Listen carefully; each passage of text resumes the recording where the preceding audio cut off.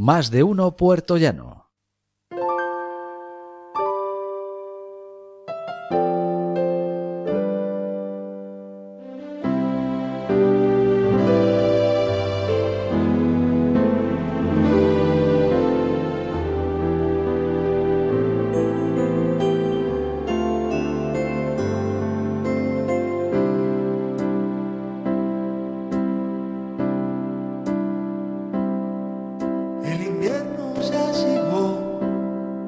Hace frío por aquí, la noche nos tienta hoy a encerrarnos. Hay fuego en la habitación, nos abriga y da calor, pero no solo está ahí, también está en... Qué bonita canción, doctor Camilo, me encanta. Pues mira que no solamente porque estamos en invierno y el fuego está encendido, la chimenea te da calor, sino que en esto de la búsqueda de las canciones sin copyright me encontré esta, y la letra más adelante habla mucho de los procesos emocionales, de que las cosas tienen que salir del interior, hacerse exteriorizadas. Entonces la letra, curiosamente, me encontré con una canción que cuadraba con lo que íbamos a seguir hablando hoy. Con lo que vamos a hablar hoy. La canción se llama Es tu luz. Es efectivamente sin copyright de alguien o de un grupo que se llama AC12. Bien. Y como todos los viernes estamos aquí con el doctor Camilo Albornoz en Salud en la Onda, y yo he querido estar con él por tercer viernes consecutivo porque el tema que hemos estado trayéndoles a ustedes, que es sentimiento y emoción, es sumamente interesante para mí y estoy segura que para todos nuestros oyentes. Hemos hablado de qué son las emociones y los sentimientos, hemos hablado del origen, de dónde vienen, y hoy nos va a hablar de las alteraciones de las emociones y los sentimientos. Por eso es que, mira, un problema que tienen siempre los trastornos de las emociones y de los sentimientos, de su manejo, de su, digamos, enfermedad en un momento dado, es que yo sí, en cierta medida, pienso que la parte psicodinámica, la parte psicológica es fundamental para el tratamiento, pero sobre todo para la comprensión de esas emociones. Por eso es que esta frase que me encontré del Dalai Lama, a mí me parece una persona absolutamente maravillosa. A mí me enloquece. Y además, el otro día encontré una anécdota de él tan absolutamente fabulosa, que estaba en una reunión con una serie de escritores y científicos, y uno de ellos le hizo una pregunta. ¿Usted qué piensa sobre lo que sea? ¿No? El Dalai Lama se quedó con los ojos cerrados, se inclinó un poco hacia adelante, y todos a la expectativa de qué cosa con su sabiduría iba a decir. Y de pronto dice, pues ni idea, jamás había pensado en ello, ahora pensaré. Y se quedaron todos así como, se quedarían de cuadrito. Claro, pero es que eso también es parte de la sabiduría, no reconocer cuando no sabes algo.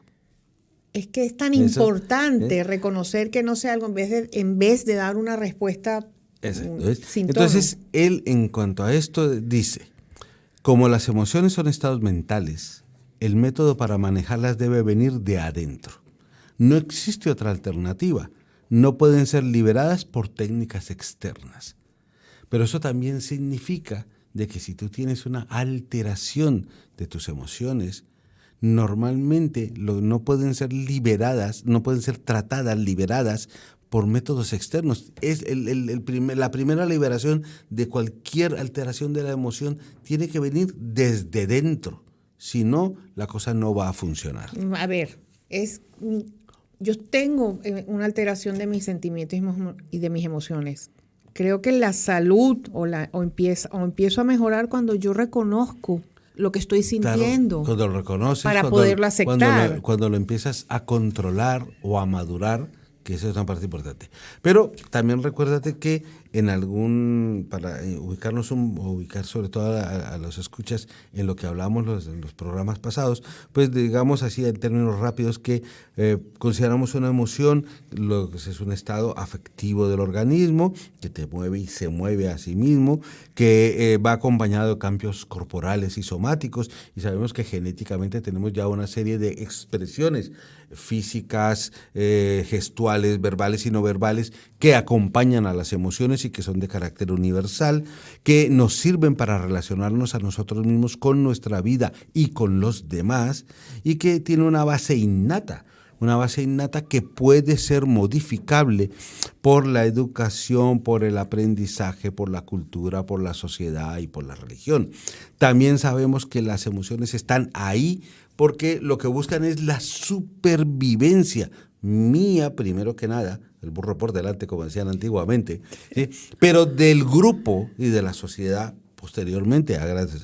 También hablábamos de que parte de las emociones, o una parte importante, es que para que la emoción aparezca, tiene que partir de una imagen que se crea porque el cerebro la recibe en directo, está en tu entorno, porque la reconstruye de la memoria, y por eso es que a veces nos da miedo algo que nos dio miedo antes, ¿sí? O porque es creada a partir de un proceso imaginativo. Somos capaces de pensar, allá hay algo que me va a dar miedo y entonces tengo miedo desde ya.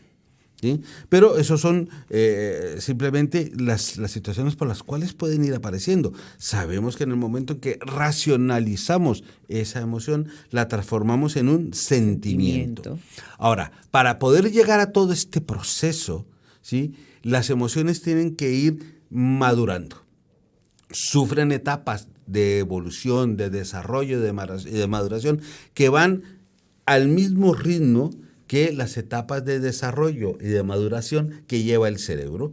Entonces se han propuesto una serie de etapas que van ligadas a los desarrollos neurológicos que va teniendo la persona. Entonces hablan de 6 etapas, dependiendo de que primero madura el cerebro más antiguo, que es la parte del límbica y de la amígdala, después lo de la corteza, después las uniones que vienen entre ellas, después así hasta que se llega al neocórtex y la corteza prefrontal, que se supone que, o hablábamos que es la que, aunque principalmente llevan el desarrollo o la racionalización de las emociones para transformarla en sentimientos, no es la única y esencial parte para llevarlo adelante. Exactamente. ¿Sí? Y entonces hablan, así rápidamente, hablan de las protoemociones, que son las de los bebés, las de las preemociones, que son las de los niños, las de las emociones simples, que son de los niños más grandecitos, las de las emociones sociables, que ya son de los pre o adolescentes, de las emociones culturales, que ya son de los adolescentes, y de las emociones morales, que ya son de los adultos. Ay, eso, emociones morales. Emociones morales, ¿no? Fuerte. Pero esa es que es interesante porque no todos, de donde saqué básicamente esto, era porque lo explicaba de una manera mucho más nítida que en los otros. Los otros sí que hablan de las protoemociones, de las emociones, pero no definían, no lo explicaban de manera concreta como de donde lo logré de esta conseguir, fuente. de esta fuente. Así que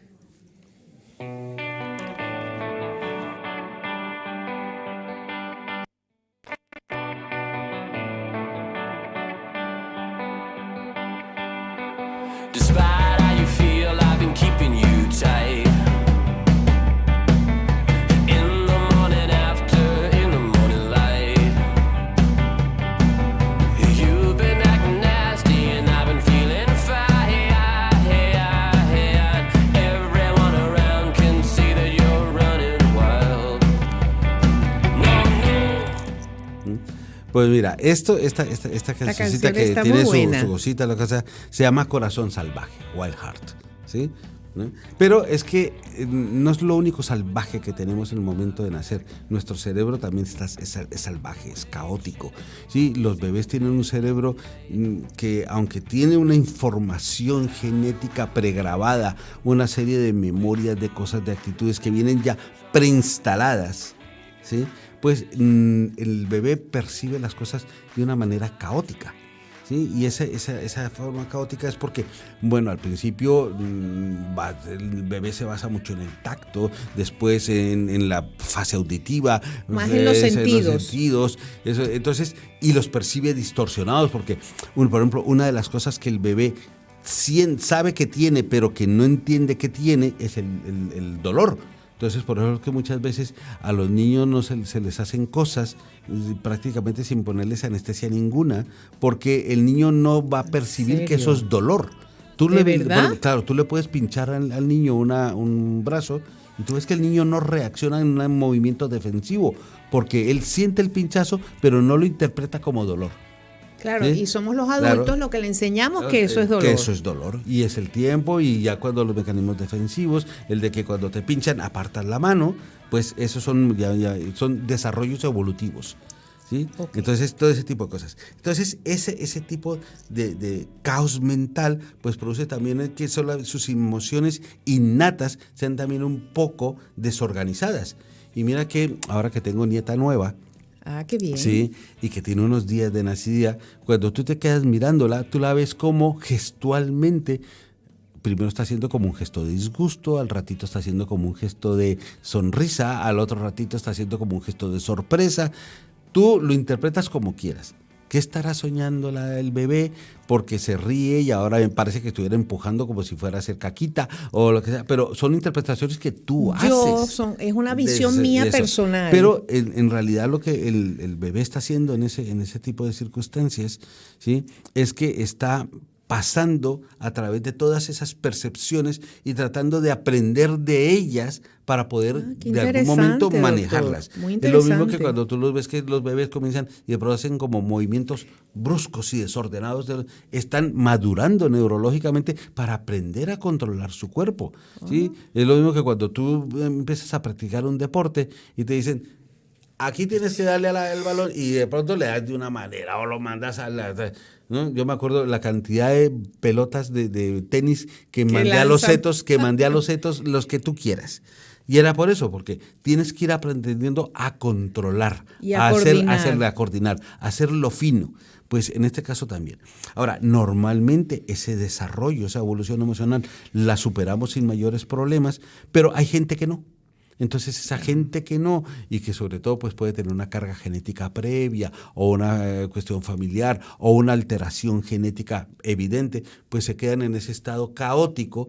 Pues estamos hablando también mucho más a nivel psicodinámico que a nivel... Una inmadurez emocional sería. Y esa inmadurez, esa falta de desarrollo, que no es capaz de salir del caos, se le asigna de que son personas que podrán tener una estructura esquizoide.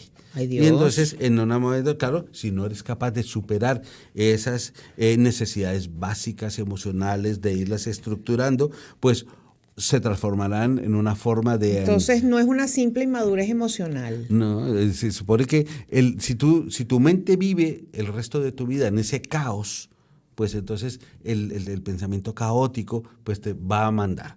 Ahora, normalmente pues lo que va a pasar es que el niño va a ir superando esas etapas, va a ir aprendiendo a satisfacerse, a tolerar insatisfacciones poco a poco.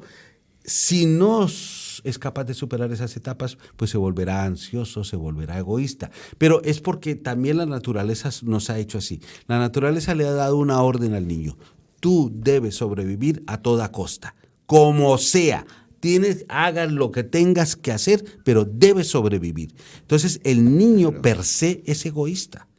¿Sí? Tirano. Es claro, por eso es que cuando tú no permites que el niño madure ese tipo de emociones, encontraremos pues los famosos niños emperador que encontramos hoy en día, que son tiranos, que posteriormente se transformarán en Peter Panes o en hijos que acosan o maltratan a sus padres. Sí, los hay, ¿sí? sí. Porque no han logrado superar esa base egoísta que tienen en este momento siendo tan pequeñitos. Que es necesaria, al Que ser es pequeños necesaria, es pero necesaria. porque no la puedes evitar. Lo que tienes que aprender es aprender a entenderla, a controlarla, a modularla. gestionarla. ¿Sí? Porque si no, entonces va a pasar todo eso que hemos hablado. ¿Sí? Luego, esto viene con una fase de un desarrollo psicoafectivo. Entonces el niño se convierte pues en un explorador de su entorno, de su gente, de sus afectos. Entonces podrás encontrar que es un niño aventurero, emprendedor, que está en la situación de todo lo puedo hacer. Evidentemente, si ese todo lo puedo hacer, no lo superas en algún momento de la vida, pues será ese niño que se transformará probablemente en un niño agresivo, violento socialmente, impulsivo. o impulsivo, o puede ser justamente todo lo contrario. Fíjate que en esto siempre estamos con las dos caras de la moneda. ¿Sí? Puede ser totalmente lo contrario, volverse justamente ese un niño dependiente, adicto a la dependencia, que no es capaz de hacer nada si no tiene a alguien que lo esté asusando, que lo esté llevando. Entonces, ese es el. ¿Por qué? Porque en algún momento dado, en esa sensación de dependencia, puede ir acompañada de una sensación de abandono. Y entonces la sensación de abandono lo hace más dependiente todavía. Después viene una forma de maduración que es psicoafectiva, es psicosexual, donde aparecen los complejos de Edipo y de Electra, donde es la primera vez, no es la primera vez si tú lo ves desde un estricto sentido, porque los niños aman a sus padres, aman a sus hermanos, tienen afecto por las personas, quieren a sus abuelos, a sus tíos, ¿sí? Pero no tienen ese afecto que después se va a transformar en amor, en el amor del adulto, ¿sí? Ese amor de quiero estar contigo, anhelo, quiero intercambiarme, compartir. quiero tener compartir, ¿no? Inclusive vamos a echarnos un kiki, ¿sí? Porque todo eso por eso se llama psicosexual, psicoafectivo. Sí. Entonces, esa evolución de esos complejos de Edipo y de Electra le va a permitir conocer ese tipo de afecto, pero también le va a permitir superar la pérdida y superar la sensación de culpa. Eso es muy freudiano. Sí. Esa sensación de culpa que produce el enamorarte de tu padre o de tu madre, ¿sí? Y que en un momento dado, pues decir, ¿por qué si yo estoy enamorado de mi padre, de mi madre, en mi caso, ¿sí? Pues ¿por qué ella está con mi papá? Pero eso es una distorsión de la emoción, del Exactamente. sentimiento, doctor. Entonces, todo eso son etapas que hay que ir desarrollando.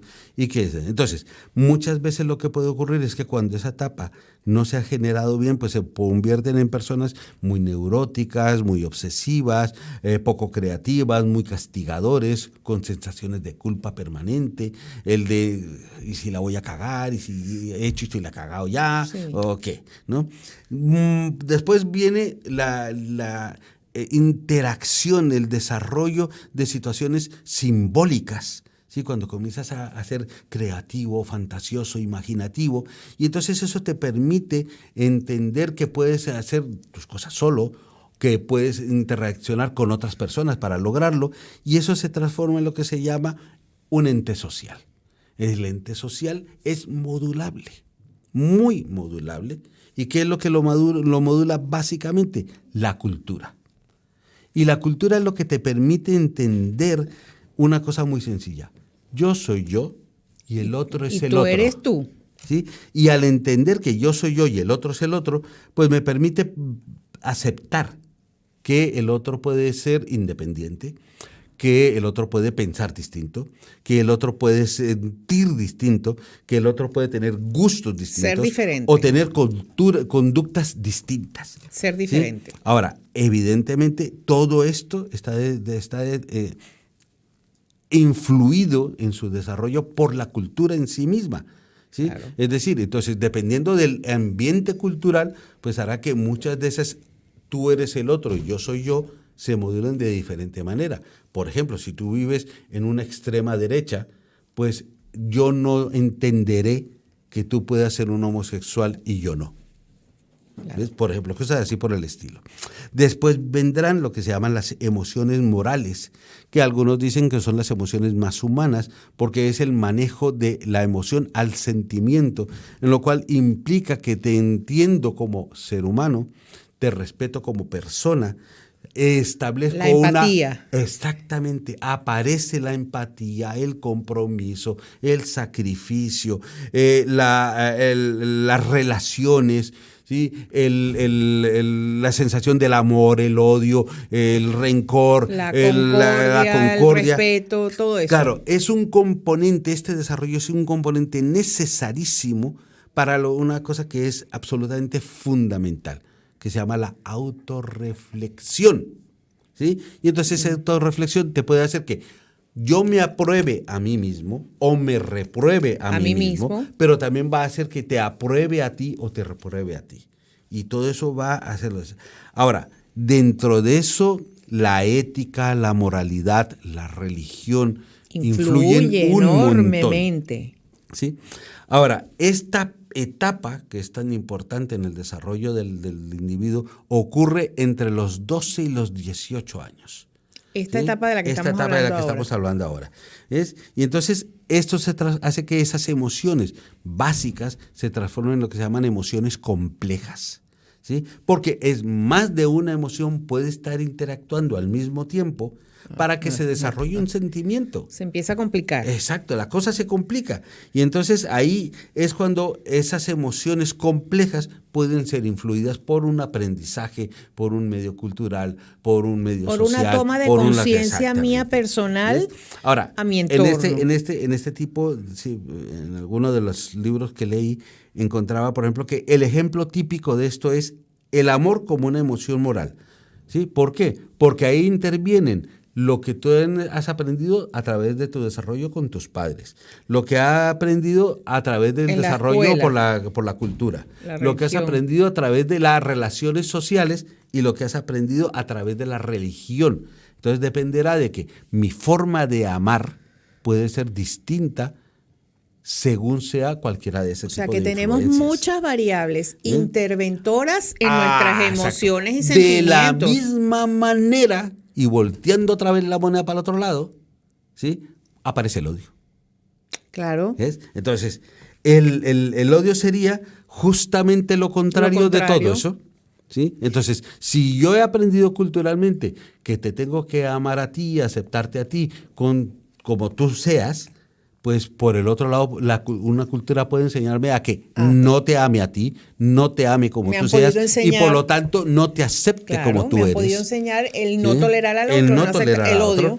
Ahora, en este tipo de circunstancias, pues aparecen cosas como pues el odio, la pasión, la furia y el temor, el compromiso y la no intimidad. Pueden aparecer la tribulación, la indiferencia, la valentía, el desafío, el sacrificio, el optimismo, el pesimismo, la felicidad, la infelicidad, el conflicto y la fe. Yo todo eso lo englobo en las creencias, con las cuales nos crían. Ese es nuestro GPS, claro, porque nos influye muchísimo. Claro, pero es que una de las cosas que tiene la modulación que te hace en este tipo de cosas es que muchas de esas creencias se transforman en creencias ciegas. Claro, es lo que llamaban antes la fe del carbonero. Exactamente. ¿No? Entonces, tú puedes llegar a decir, pues es que a mí no me gustan los homosexuales. ¿Por qué no te gustan? Pues porque no me gustan los homosexuales. Pero dame una razón, pues porque no me gustan. No me gustan porque hay muchas creencias que pueden ser muy positivas y que podemos modular, pero hay muchas creencias que nos ponen una venda ante los ojos. Claro, entonces, por ejemplo, también encontraba una frase que decía, la influencia social ocurre cuando las emociones, las opiniones o los comportamientos se ven afectados por otra persona. Ahora, continuamente la sociedad nos está influyendo de manera permanente. Por eso es que los preceptos éticos, morales, son variables a través del tiempo y el lugar.